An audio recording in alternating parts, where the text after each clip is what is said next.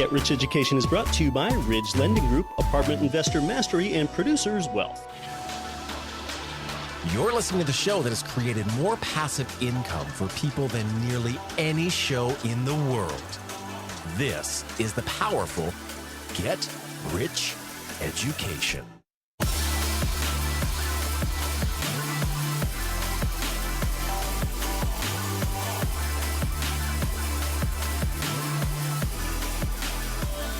Welcome to GRE, Get Rich Education, episode 182.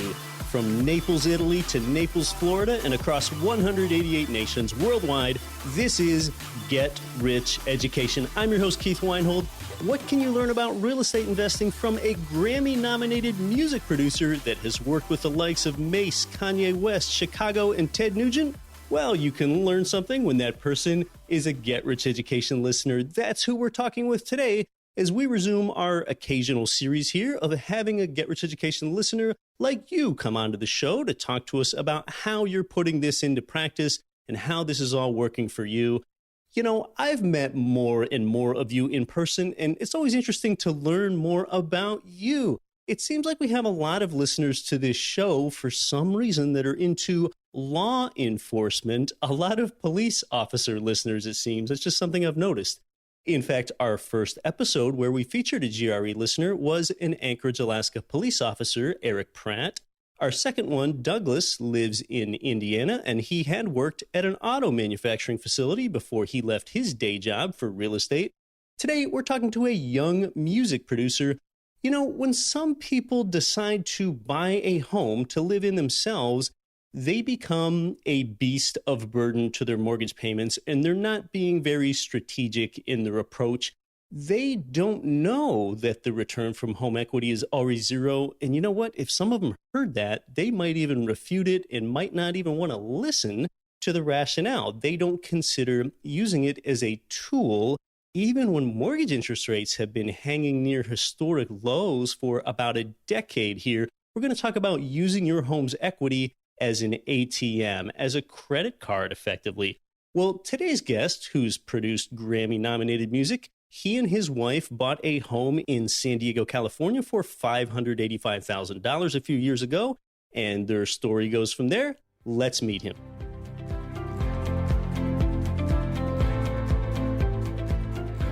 Well, I'd like to welcome everyday Get Rich Education listener, but not really an everyday person, onto the show here. He's a San Diego, California-based music producer. He's worked with world-renowned artists, and he's worked on thousands of songs, in fact, some of which have been Grammy Award winning. He's 26 years old, and he's using his disposable income and leveraging as much as he can to build his investing portfolio. He's also a lay elder, sort of like a pastor at his church, and he's also a pilot. Welcome to Get Rich Education, Blake LaGrange. Thanks, Keith. I'm really, really excited to be on here. Like, you have a lot of diverse interests there. It definitely caught my attention when you wrote into the show that you are interesting. And of course, to me, nothing is more interesting than the fact that you're a Get Rich Education listener. Of course. Well, I think that is the most interesting thing about me, right? But you've got both going for you. So, well, tell us more about yourself before we discuss the real estate investing. Sure, you got it. Like you said, I'm born and raised here in sunny San Diego, California, 26 years old. I got married in 2013 to my beautiful wife. And great. Yeah, I've just been doing music production and she's been working, and that's basically it. Yeah. Now, you and your wife, you let me know that you both kind of grew up under the debt-free school of thought. I think you even referred to it as the Dave Ramsey mentality. So just tell us about that and kind of where your mindset began with finances. Sure. Yeah. Both my wife and I did grow up under that, as you say, Dave Ramsey mentality. I think just many of our circles really appreciated him. And I think, I'm not sure what it was, but it was sort of like all of our friends and influencers encouraged us to go through his financially free, or whatever you want to call it, Financial Peace University. And we went through that, and me being not very conventional, I just wasn't really convinced that that was the best way to build wealth. It seemed like most of his efforts was focused more on paying off debt, which I absolutely love, and I really appreciated that from him. But gosh, I live in San Diego, and for me to buy cash for a house just seems completely foolish, honestly. And so I kind of went through thinking, gosh, there must be some other way than just to go to school, get a job. Yeah, that's sort of the mentality I grew up in. You had something seated inside you, sort of like I did, Blake. It's kind of the Mark Twain quote: whenever you find yourself on the side of the majority, it is time to pause and reflect. Right, right. You're thinking, is this all that's to it? Is this really all that there is to life? To go to school, to get a good job, just to be really a slave to someone else for so much of your working life, and just work hard to pay down debt. You're not making use of leverage, for one thing. So just tell us more about kind of where you came from and how that transitioned you into how you think today.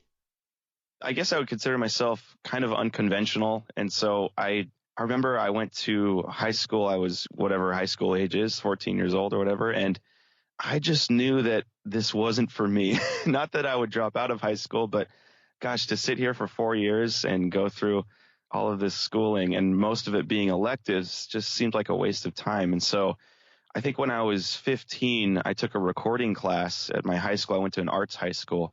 And I think from that moment on, I said, that's it. This is what I want to do, and I want to get out of here. So actually was able to graduate high school within 2 years. I remember I got my license and my diploma the exact same week. And so I sort of had that mentality, and my friends were going off to college, and my parents looked at me and said, hey, if you want to go to college, you got to pay for it. And I said, don't worry, I don't want to go to college. And so they went off and they went to college. They went into student debt.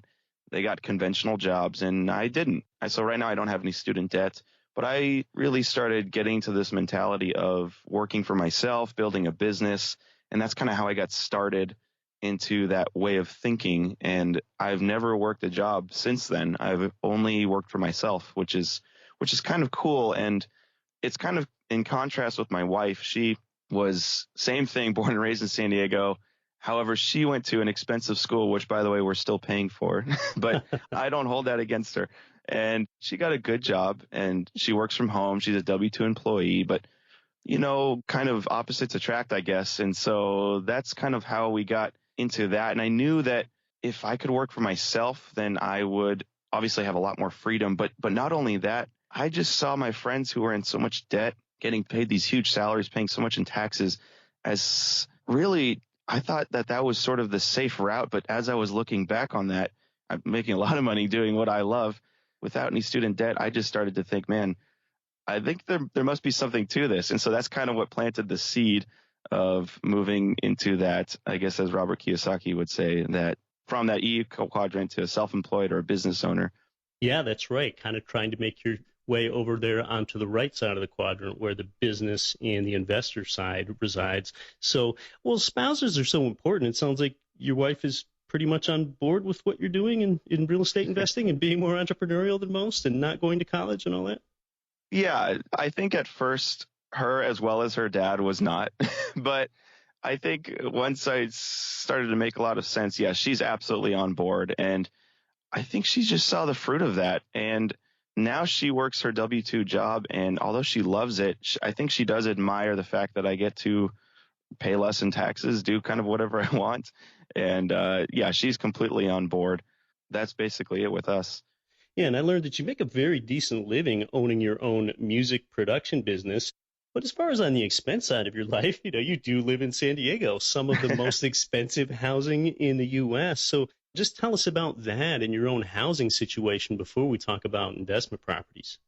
Yeah, I make a very decent living, and so does my wife. And so we're both definitely in the upper echelon, especially for our age here in San Diego. And you're right, the expenses do go up. Everything is more expensive here, and it doesn't help that we don't do much to reduce that. But living here in San Diego, just to go on that phrase for a little bit, I really was inspired by kind of expanding your means as you speak, as opposed to, that mentality has just completely shifted my thinking. I have no idea how much I pay for my phone bill because I'm spending all my time thinking about how I can acquire assets to pay for it.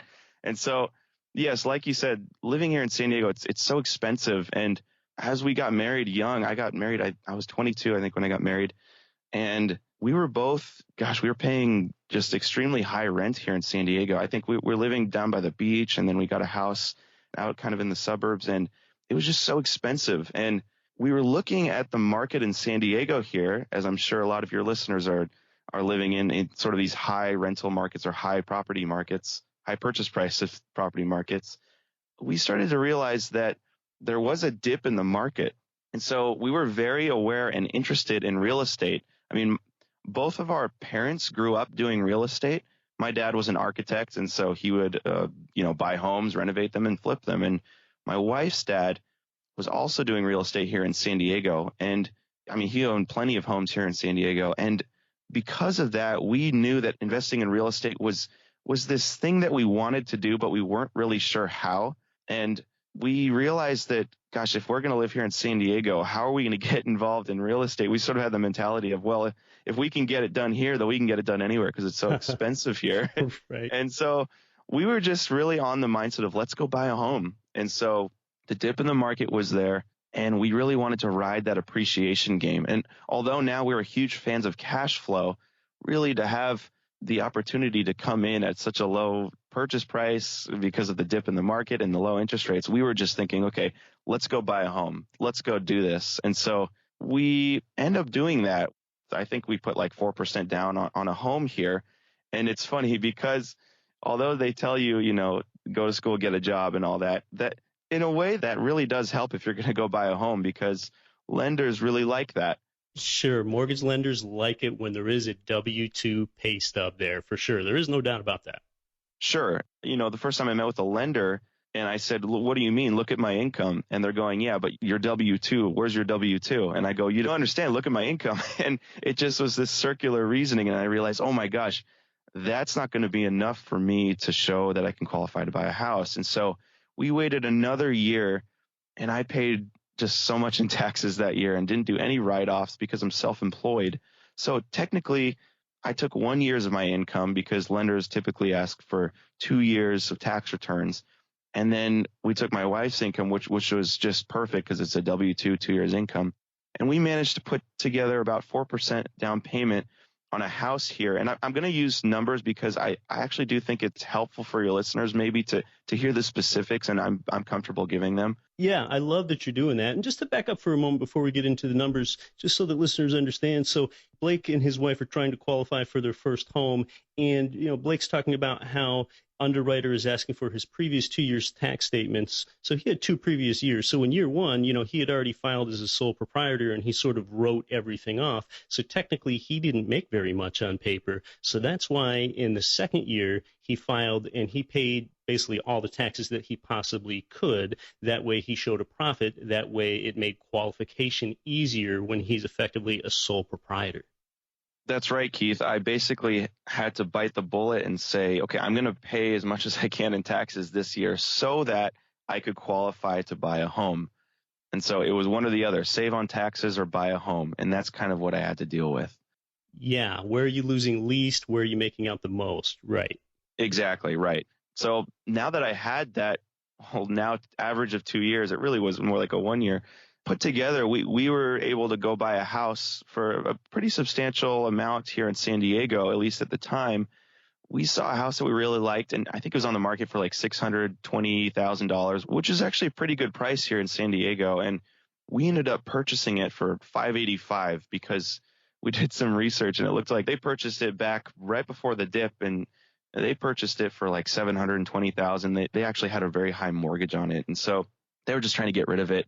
So we got in low, and we could easily afford it because technically we're buying it off of half of my salary. And so we did it, right? We have the house. We know it's going to appreciate. And fast forwarding a couple of years, we still have that seed planted in us that we want to invest in real estate, but we just don't really know how. We know we eventually want to manage properties and go find deals, but, we just didn't know how. And we did our first deal, and that was great. And of course, we love owning our home, but we just wanted to actually earn some cash flow, which absolutely cannot happen here in San Diego. Right. So you'll have to buy cash flow if that's the case. You have to put quite a bit down for it to make sense. Exactly. But because San Diego, however, is one of those cyclical markets, it's going to go up and it's going to go down, and it's going to be like a roller coaster.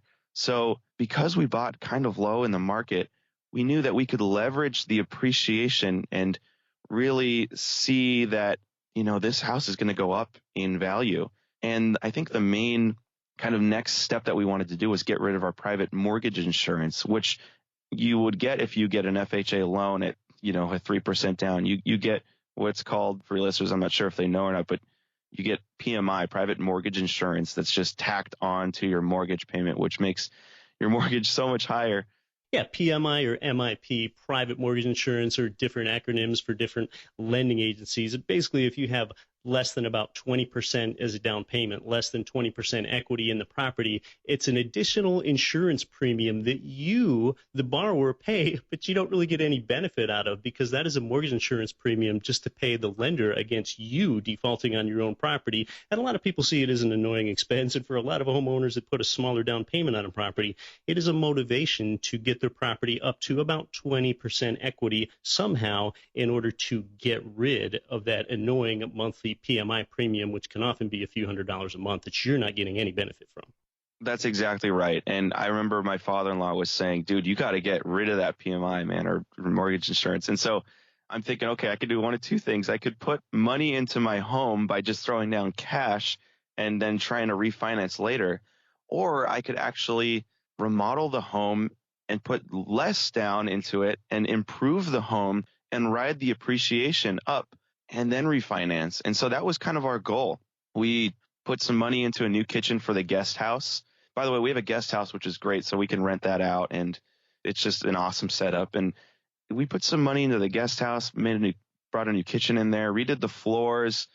We knocked out a couple walls, and we did some landscaping. I would say some minor renovations. And because interest rates were still low, the market had also climbed a bit in this 1.5 years of renovation. So I called my lender and I said, okay, I think I'm looking at Zillow, I'm looking at Redfin. Our house is worth quite a bit. Maybe we can refinance and get rid of this private mortgage insurance. And so they brought an appraiser out, and it appraised for a little over $700,000. And that right there was just like amazing to hear, because we knew that we did this right. That must sound great. Okay, so now you've got an appraisal of at least $700K. You had bought just a couple years previously for $585K. So you're feeling good about the appreciation there. And, let me just back up for a moment here. Sure. You've heard me say it on the show before that paying rent is not the same as throwing money away. Okay, when you pay $600 for a round trip flight ticket, you don't say that was throwing money away, because you had the benefit of using each item. But if you do happen to buy right, if you buy lower and sell higher, well, then you might have more overall total financial benefit from being an owner than from being a renter, as long as you know that that's a somewhat speculative game. And I really like it, Blake, how you approached getting enough equity in your property to get rid of the PMI. Remodeling is substantially better than extra principal pay down, because, okay, both are going to cramp your personal cash flow. But the thing is that you have the benefit of enjoying upgrades with the remodel. And, I would submit that life is to be enjoyed, not endured. And additionally, you do have that rental with your primary residence. So you do have an income component with it. So, in this situation, it might make some more sense. So I'm sorry, I want you to go on. So you have this appraisal for a little over $700K, which is just fantastic. Yeah, it was great. And speaking to that, kind of what you was just saying, Keith, too, it's actually what it is. It's leverage. Yeah. I could either pour a bunch of money into the house and try to get rid of that private mortgage insurance. I could improve my standard of living and improve the home. Everything that we did to improve the home, I made sure was something that would increase the value of the home. I didn't go put a pool in or anything like that. And so it's just leveraging, basically, to get that, and leveraging the appreciation of the market. But yeah, picking up where we left off, I was just astounded that this house is now appraised for over $700,000, and that got rid of our private mortgage insurance, and it knocked a whole lot off of our mortgage payment, and we ended up now refinancing under a conventional loan as opposed to an FHA loan. So our mortgage payment is now just very, very low. And I think most listeners, maybe not your listeners, Keith, but would think, great, now go and pay that mortgage off. Right. And I'm going, no, this is a nice low mortgage where I have enough disposable cash to go invest. So So that's kind of what got me thinking. And, it's funny, as soon as we were refinancing, my lender calls me and he says, hey, come, let's get some lunch. And I get lunch with him and he goes, Blake, I know you, and we've become friends over the years, but I know you and I know you're always up to something. You're always scheming. And he said, you know what I'm going to do with this is I'm going to give you a HELOC with this home. And I'm going, what's a HELOC? I have no idea what a HELOC is. And so for those who don't know, it's a home equity line of credit. So basically, if you have enough equity in your home, you can basically get a HELOC, a home equity line of credit. It's like a credit card. It goes in and out. It's just a little channel of equity in your home that you can take from and pay back. And so as soon as he told me that, I'm going, great, that's awesome. And I'm going, what are the statistics of this? And he goes, well, we can do a 10% of what your house appraised for. And I'm thinking, gosh, that's $70,000. And he goes, that's right. Yeah. So I put a few $1,000s to remodel our home. We rode the appreciation roller coaster up, and I got a crazy amount in equity in our home. And now I have got this $70,000 credit card that I can use to go invest with at a very low interest rate that I can go and use to invest with. I'm just excited about that, So I don't know if you want to speak to that or not, but that's what happened. I love it. So hashtag HELOC, home equity line of credit, like right. Blake said. So you basically had it as a second mortgage, keeping your conventional first mortgage in place at that low payment that you called it. Right. And for those that don't know, a HELOC, that has monthly interest-only minimum payments typically. Now, that means that you only have to pay the interest, and you can pay down extra principal if you want to. So it's flexibility, which is pretty nice. And yeah, much like Blake mentioned, it is sort of acting like a credit card or an ATM against your home. You don't typically have any tax obligation when you pull that money out because that's debt, and the IRS says you don't have a tax obligation as debt, and the interest that you pay on it might even be tax deductible. A HELOC is just a good thing to have in case there's an emergency because you don't have to draw against it. Just like having a credit card, you can keep it with a zero balance. You don't necessarily have to draw against it. And some people object to this and they say, oh, that's total blasphemy. You're using your home as an ATM with a HELOC. Well, just think about how you use an ATM literally in your life. The way you use an ATM might be okay. When you get dollars from an ATM, you can invest those dollars in production or consumption. It's really up to you. So as long as you're responsible, it gives you an option with the HELOC. Right. It goes back to that Dave Ramsey mentality. I think everybody says, no, that's a bad word. HELOC's a bad word because don't use your home to buy things. But that's because the majority of people are going to go buy a boat or something stupid, some huge liability. It's like what you said. If you can use that to leverage that and invest and get a higher return, I look at that as completely wise, in my opinion. Yes, that is potentially creating arbitrage for yourself. So we're talking about borrowing money at a lower rate with a HELOC and investing at a higher rate, but just understanding that there is some risk there. HELOC rates typically float with the federal funds rate. The federal funds rate's been rising. It's predicted to rise a few more 0.25% steps just this year. And as long as you're investing in something that produces, I say, a higher cash flow, not just a higher total rate of return. If you go ahead and take your HELOC and invest those dollars into a rental property, I don't really just want to look at a total rate of return beating the HELOC rate. I would like the cash-on-cash return to beat the HELOC rate because you pay your HELOC payments with cash. So that's being conservative. When you use a HELOC second from your home and when you invest in something where the cash-on-cash return of that income property, not the total return, beats the rate on the HELOC. That's awesome. Honestly, even just hearing that now is just making me excited about what we've been doing with our HELOC.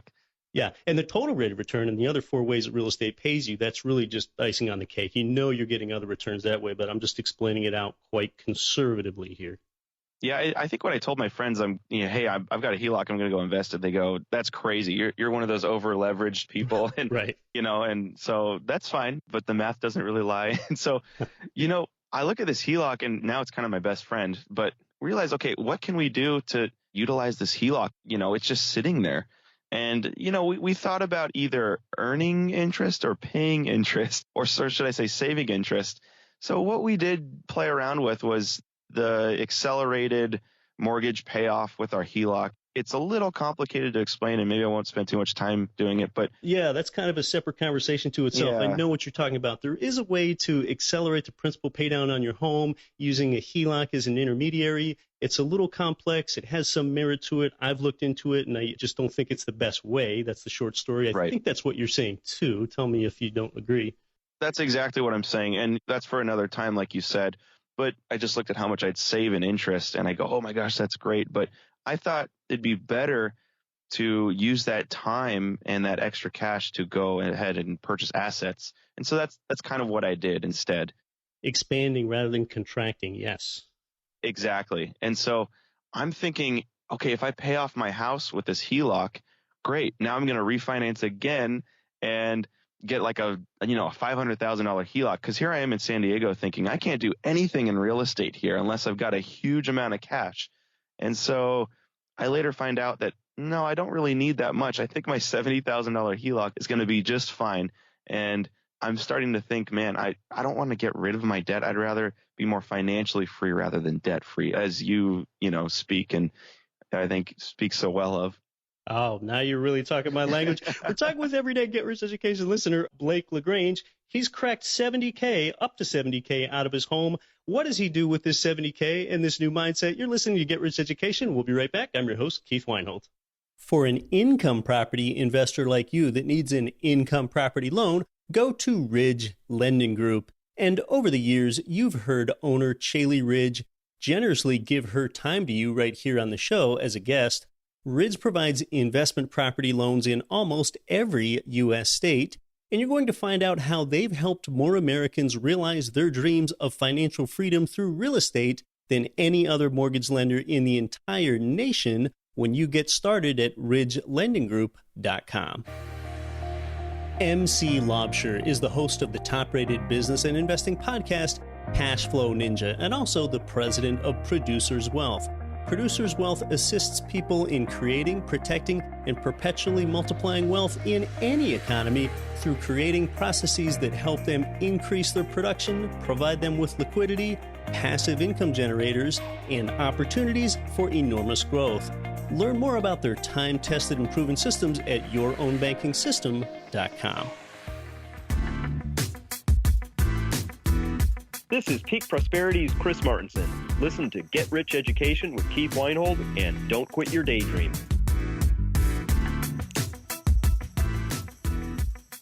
Blake, we're back. So you've successfully played the more speculative appreciation game, and you're playing it well there in San Diego. So what's next with this HELOC money that you have from your primary residence? So I've got this capital that's just sitting there, and I go, okay, what do I do with this? I know I don't want to pay off my house. I want to invest it.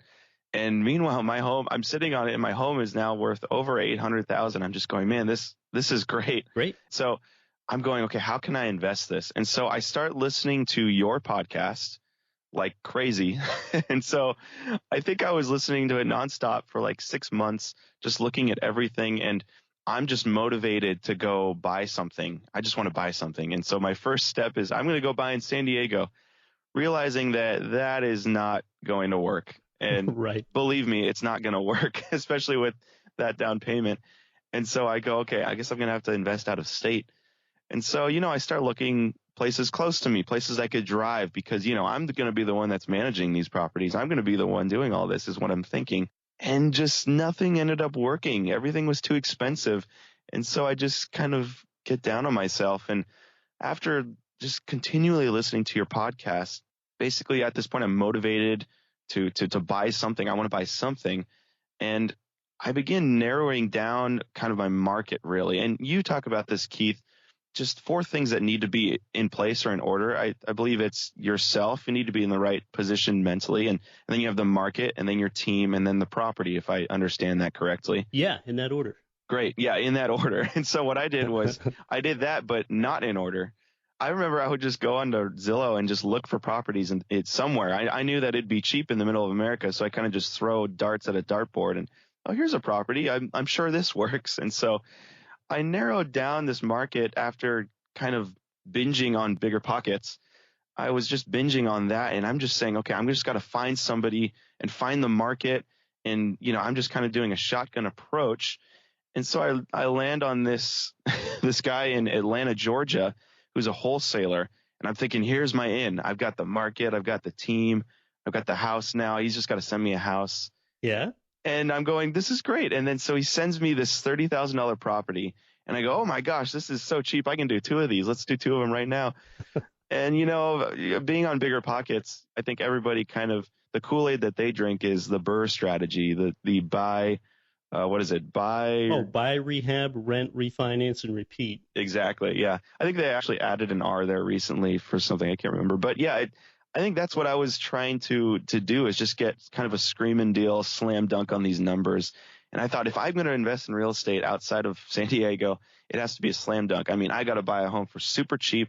I got to find people to renovate it and then get an after rehab value so I can cash out refinance. And that's kind of what I'm wanting to do so I can go do it again. And, after looking at this sort of property and where it is, I would consider it a D-class neighborhood. It was just a sleepy town. And at this point, I'm ready to wire the money to the guy, and it just didn't sit right with me. And I just figured, what, forget this. I'm done investing in real estate, even though I didn't do anything. Oh. And I'm going, forget it. But another seed got planted in me that said, okay, well, what if I take this 70,000? I don't have to go all in 70,000. What if I put 20% down on a nicer property in a B or C class neighborhood that would make more sense, that would ease my fears?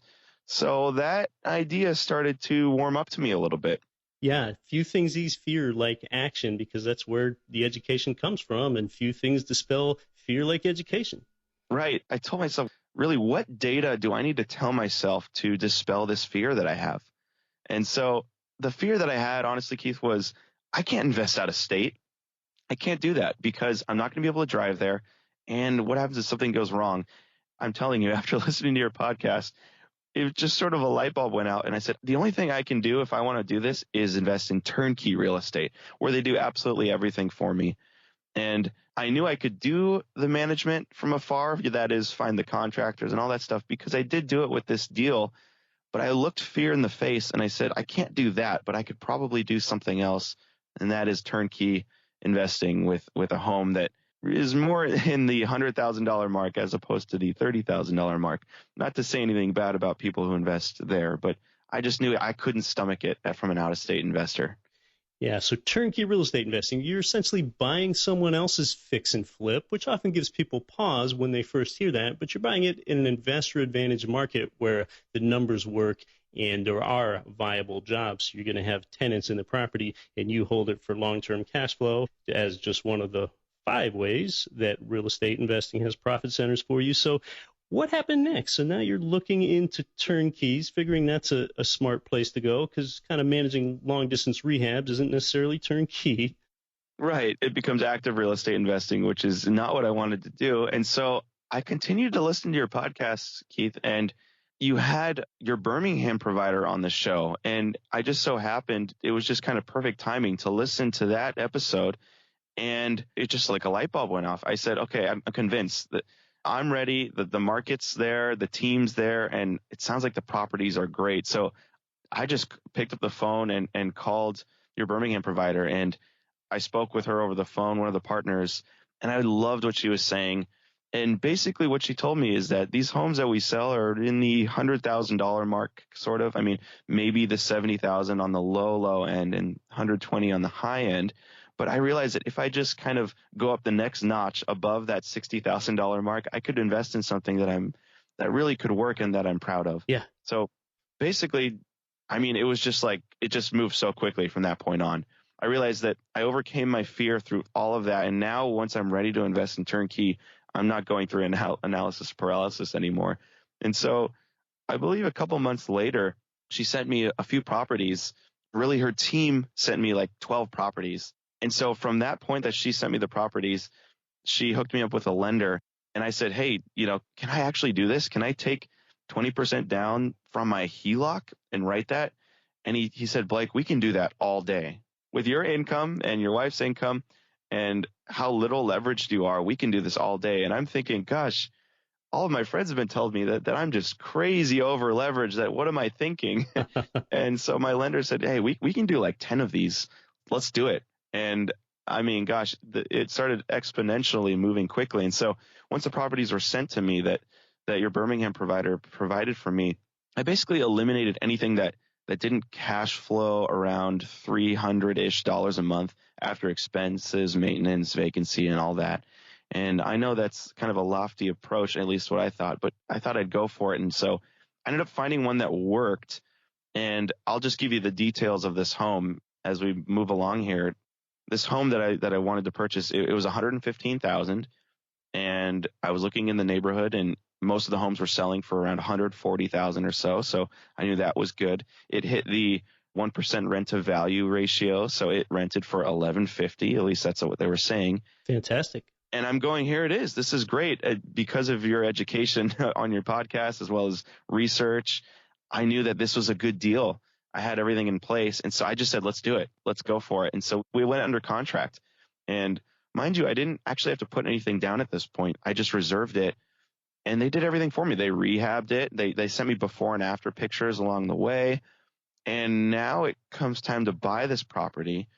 And I'm calling my lender and I say, hey, I'm going to do this. I'm going to buy this. I'm going to put 20% down. And I ended up writing a check to myself from my HELOC. Oh, yeah, I've done that before. It was just like the greatest feeling ever, writing a huge check to yourself, walking into the bank, and everybody looking and going, what the heck are you doing? Yeah. It was amazing how disposable that income was. And it put it in my bank account. I wire transferred the payment. And during the time of purchase, my house that I purchased in Birmingham appraised for $140,000, which, by the way, I'm told, wow, that's not promised. That normally you buy for cash flow and that's it. But I was able to have some equity in the home right on the purchase, which was just such a great thing. You purchased for $115 and then the house appraised for $140? Exactly. Wow, that is substantial and definitely not typical. And almost in this sense, it's like real estate could end up paying you 6 ways with instant equity. Yes, and so I'm starting to realize, man, this is like what happened with my primary mortgage or my primary home, and I'm just thinking this is a slam dunk. And so really what the icing on the cake was, before closing and our first mortgage payment, they found a renter for us. So here's our strategy, Keith, kind of moving forward, and hopefully this helps your listeners kind of move forward here if they've got some equity in their home. The strategy is this. Now that we have this, is to take the income, the tenant income, as well as our income, as well as the income of our guest house tenant, and pay back the balance of our HELOC so we can rinse and repeat. And because our $70,000 HELOC is $70,000 and these purchase prices are $100,000, the 20% down is around $20,000. We can do this a couple times. And I have a spreadsheet. I've worked this out to where we can do this like 2 or 3 times a year and have the down payment paid off very quickly. And so that's the strategy, basically, is to get up to 10 properties, because that's as much as the government will allow us with their lending system. Yeah, that's terrific. And I mean, if you ever want to accumulate enough liquidity for a 25% down payment on a 5+ unit apartment building, your best quote unquote savings account might be turnkey properties. I've talked before about how just at historic appreciation rates of 6%, when you're leveraged 5-to-1, $100K becomes $300K in just 5 years, and it might even cash flow all of those 60 months as well. I'll put a link to that in the show notes. We definitely don't have time to describe the math, but yep, I can definitely understand your plan, Blake. Yeah, it's exciting. And so kind of just to wrap this up, I actually have a question for you, Keith. Yeah. We want to get 10 properties, and I think the idea is to take the cash flow from those tenants once we acquire them and pay off each one by one to enjoy the cash flow. Or the second strategy would be to go ahead and exercise a 1031 exchange and get into multifamily and apartment. I'm sort of torn by this, but that's kind of the game plan. And am I thinking correctly or am I not? You're thinking correctly. In fact, I think I just gave the answer before you even asked the question in a way. So, if you thought expansion made more sense than contracting with your own home, then it would be natural that expanding would make more sense than contracting with going ahead and leveraging what you already have and 1031ing into more cash flowing property that's in a good market where you have a reasonable expectation that those rents will be paid, and you will get a cash on cash return the same as or greater than any leveraged money. That's my answer right there. And I guess that makes sense. And so we're set up to actually purchase our our next property in a month or so. We've already talked with them through your Memphis provider, Mid-South Home Buyers. Yeah. And what's great about them is their entry point is like $70,000, $80,000 instead of $100,000. And so you can get in for a lot cheaper. And that's the game plan. My wife's going to keep her job. I'm going to keep my job because it looks good to lenders. And so that's the plan. And really, Keith, what I hope that this does for your listeners, in all honesty, is, a lot of people come on these podcasts, and I don't mean your podcast, but a lot of these podcasts, and they go, oh, first I purchased this property, and then I purchased a multifamily. I'm screaming at my car speakers going, how did you do that? How did you put down that much money? What do you do for work? And so I'm hoping that going through these details will empower your listeners to actually make the move. So if you've got some equity in your home, the HELOC strategy is just a great way to dive into this. And really, I hope it encourages your listeners to go from 0 properties to doing that first property. That is the most important property and the most difficult one to purchase, I think. It's going from owning 0 properties to 1 property because you're going through all these motions for the first time, and you're even having to overcome some fear. It really comes back to an emotion of fear. But yeah, nothing's more important than going from 0 properties to 1. You cannot make any money from the property that you don't own. Right. Well, I absolutely love hearing your story, Blake. And yeah, I practice what I preach. I mean, the largest apartment buildings that I own, and they're not with partners or anything, the ones that I own, when I trace that money back and how I made the first down payment on those largest apartment buildings that I have, you can trace that back to where it goes to previous cash out refinances and 1031 exchanges. So that's where I got the money from using leveraged equity as a quote unquote savings account. And what if it doesn't work out? What if the market goes down in value? And I've invested through the mortgage meltdown of 2007 through 2009. What happens then? Well, I bought for cash flow. So if the values of those properties are temporarily worth less than what I bought them for, or even less than what I owe on them, I'm still okay as long as I bought for cash flow. That way I'm relatively well hedged on the downside as well. So, well, any other final sort of thoughts, Blake, or anything that you had a problem with? Because this has been a great story of how your mindset shifted. But, there are problems that are associated with real estate. Sometimes we don't see things coming, right? What could go wrong with real estate? The elements act on it on the outside of your real estate, and then a tenant is interacting with it on the inside of your real estate. So have you had any problems so far? Because problems are really where we get some great lessons. Sure. I think the main problems that I had was trying to look good to a lender. I think really finding the right deal, that's one thing. But if I'm going to be doing this, I have to look good to a lender. So for all of the business owners out there or self-employed people, just buckle down, look good to a lender, because you're leveraging that so that you can purchase properties. And so if there's any problems I had, I'm telling you, it was through the lending process. So get an awesome lender that knows what they're doing with this stuff, so that it makes your job a lot easier as you are going ahead and purchasing these assets. But I think the last thing that I want to say, which isn't necessarily a problem, is, Keith, I just want to thank you for being such an inspiration personally to me, as well as to all of your listeners. I mean, you truly gave me to go ahead and purchase that first deal. So thank you very much for what you provide here. Well, thanks so much. And I can't promise everything is going to go well for everybody because, real estate can be a problem-fraught business while you're holding for the long term. But if you invest with the way we talk about, you have not guaranteed your chances for wealth. You've only greatly increased your chances, and that's all we can ever hope for or do and be diligent with. Blake LaGrange, how can a Get Rich Education listener connect with you? I'd love to connect with your listeners, Keith. You can contact me with one of my emails. It's just blake.lagrange@gmail.com, blake.lagrange@gmail.com, or you can go to my personal website, blakelagrange.com, and I'd be more than happy to talk to anybody that wants to really dive into this and learn more about what I did. Oh, thanks so much for doing that. That's kind of you, Blake. We really appreciate having you on the show. I think you've helped out a lot of listeners. Hopefully, Keith. Thanks so much for having me.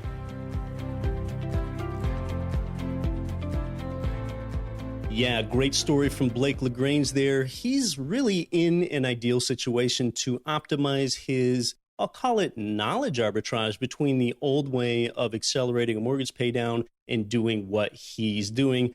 It's kind of the old, if you think how everyone else thinks, you'll do what everyone else does, and you'll only get the same limiting life that nearly everyone else seems to settle for. Think about if Blake had done the accelerated mortgage paydown thing instead. Besides potentially shorting his cash flow for years, geez, I mean, like, instead, can you imagine actually building assets, maintaining liquidity, and enjoying life when you're actually young enough to enjoy it? So besides that cash flow situation, if he accelerated his principal residence's paydown, he might have 50% equity after some number of years. Well, then he's got a 2-to-1 leverage ratio on his own home, and that's also the only property that he owns after maybe 100 months of a cash flow pinch. Instead, he's put himself in position to have 4-to-1 or 5-to-1 leverage on many different properties at the same time. Leverage creates wealth. Compound interest is lame. Then, say someone did go the distance and they retired their mortgage payment. You haven't retired your housing payment. You're not going to feel like you've won, because even at mortgage balance zero, your monthly housing payment will still include property tax, property insurance, maintenance, utilities, maybe HOA dues, and more. Now, the last time that I checked with a lender, the husband and wife can qualify for 10 properties each. That's 10 properties in the 1 to 4 unit space for 20 total, though your primary residence, I believe, counts as one. So that would be your home plus 19 income properties. We're going to have an income property-centric mortgage loan officer on the show here down the road again. We seem to have 1 or 2 a year come on. And among other things, I'll ask them the details of qualifying for a property when you're an entrepreneur, like when there's no W-2 income that you can show. Now, Blake mentioned the buy, rehab, rent, refinance, repeat method, which might be right for some people, but just call it what it is. It's not turnkey. You're buying a property before it's rehabbed rather than after it's rehabbed, like turnkey, where it's already renovated. We might dedicate an episode to the BRRRR method down the road here. But coming up sooner here on the show, the first ever guest that was featured here on the show with me back in 2014, he is one of the world's greatest economists. And for the first time since then, he's going to be returning here on the air with you and I. No, it's not Peter Schiff. No, it's not Harry Dent. It's the same guest that was with me way back in episode 7. He's going to tell you about how long-term financial considerations affect your finances with the direction of things like mortgage interest rates and inflation and so on. Hey, how about Blake LaGrange today? What a great guy to come onto the show here and be open and just share his story for your benefit. If you're interested in learning more about those turnkey real estate providers that Blake mentioned in Memphis and Birmingham, and more Investor Advantage places just like them, just start at greturnkey.com. They're all there. Big thanks to our guest, Blake LaGrange, with a little help from Robert Sislow on production this week for the 4 guys that have been with me since the very beginning. Amazing. My developers, John Collins and Marcus Whelan, sound engineer, Bidrin Jaffa, web designer, Nikon Roy. I'm your host, Keith Weinhold. Don't quit your daydream.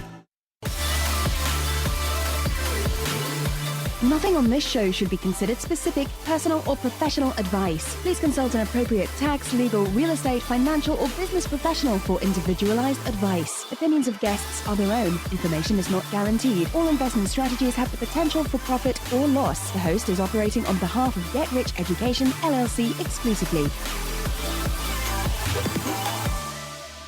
If you want to retire in 5 years or less through real estate investing, then pay close attention as I'm about to share my proven recipe with you. This is Brad Sumrock, and I've taught thousands of people just like you how to replace their incomes, quit their jobs, or simply have more income and freedom than they ever thought possible. And we do this by investing in apartment buildings. After starting with no experience, I managed to pocket over $1 million in cash and retire from my 17-year corporate job after only 3 years of apartment investing. And I have hundreds of successful students that have had similar results. If you want to get out of the rat race or simply have more income and freedom in your life, then investing in apartment buildings might be the answer for you. Visit our website at bradsumrock.com to get more information about our upcoming training events. That's BRADSUMROK.com.